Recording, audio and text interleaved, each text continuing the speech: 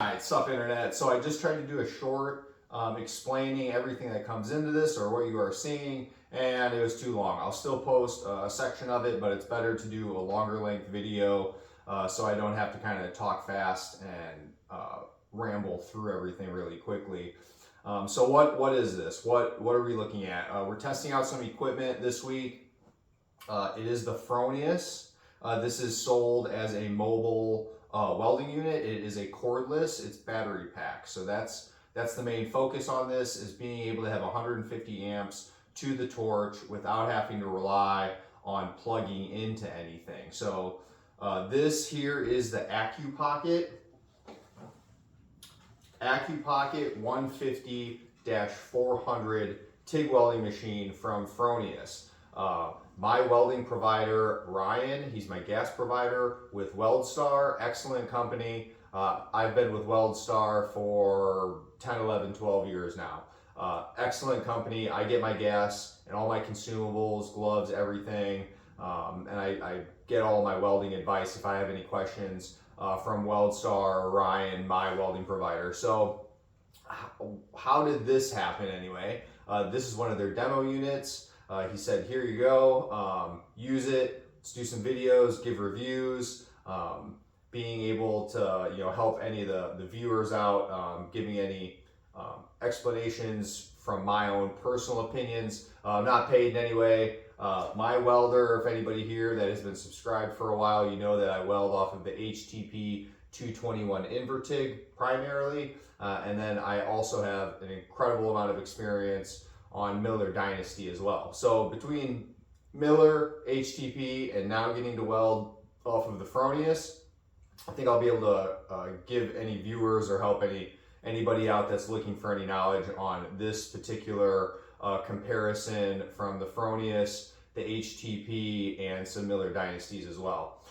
So for power sources, I am plugged in here to 220. I generally do weld off 220. But when you go on field service jobs, we did a field service job a couple weeks ago. I did a video about it, kind of thinking about the process from start to finish on equipment that you might need. And one of the big recommendations or concerns that you might have, or that I've had in field service work, is power source. Where do you plug in? Do you get 220? Do you have to plug into a 110 outlet? Is it a 15 amp breaker versus a 20 amp breaker? How long of extension cords do you need? How much is your amperage drop going to be to your torch? All of this comes into play when you're welding. You want to be able to make sure you have enough power by the end of your torch to be able to do and perform your weld. And for me, some things that I've been finding and noticing that when I do my field service work with my HTP is, I do have to, that's the primary thought that I have when I'm going in. Do I have 220? Do I need to plug into a 110 outlet? Do I have a 15 amp breaker versus a 20 amp breaker? And then, how close directly do I get to plug into the wall, or do I need, hundreds of feet of extension cord? So Ryan, my WeldStar provider, he said, here's this, try it out, let us know what you think. So that's what we're doing here. So this is the Fronius, and this is how it comes. This is the carrying case.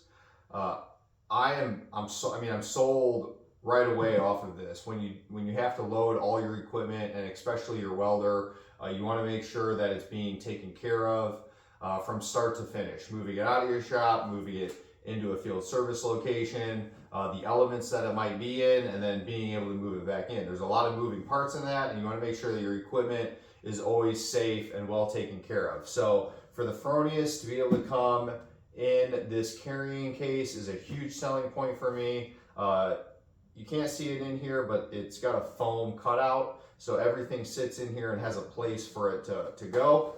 It does have these two big latches, as well as these two handle carrying cases for hand usage, and it also has a shoulder.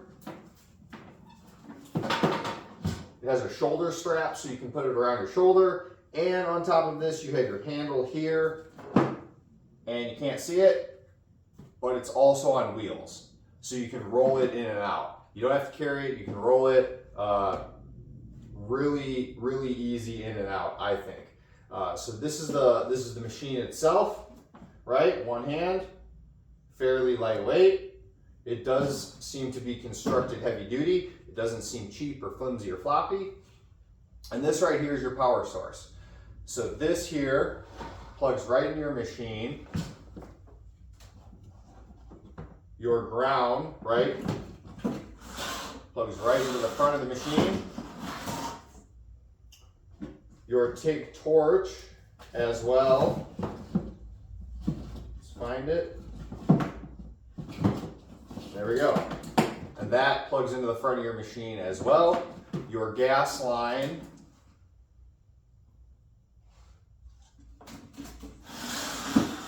Your gas line plugs right into the back. So this is very compact. The leads are great. Your battery pack is great. Consumables, carrying case, so you can put extra cups and collets and gas lenses in here. This is pretty cool. Fits right into the top of your carrying case.